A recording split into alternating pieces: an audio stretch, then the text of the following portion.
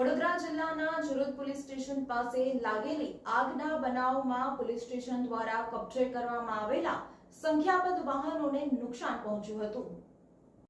વડોદરા જિલ્લાના Jarod police station પાસે આજે બપોરે લાગેલી આગના બનાવમાં પોલીસ સ્ટેશન દ્વારા કબજે કરવામાં આવેલા સંખ્યાબંધ વાહનોને નુકસાન થયું હતું।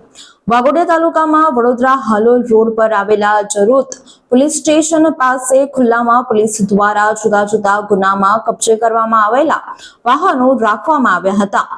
આજે બપોરે 12 વાગ્યાના અરસામાં કચરામાં આગ લાગ્યા બાદ નજીકમાં ખડકાયેલા વાહનોમાં પણ આગ પ્રસરતા અનેક વાહનો લપેટમાં આવી ગયા હતા, જેથી વડોદરા ફાયર બ્રિગેડની મદદ લેવામાં આવી હતી। પ્રાથમિક વિગત મુજબ આગમાં 15 જેટલા ટુ વ્હીલર, 7 કાર, ટેમ્પો અને રિક્ષા જેવા વાહનોને નુકસાન થયું હતું। ફાયર બ્રિગેડે આગને કાબૂમાં લઈ લેતા વધુ નુકસાન થતું અટકાવ્યું હતું।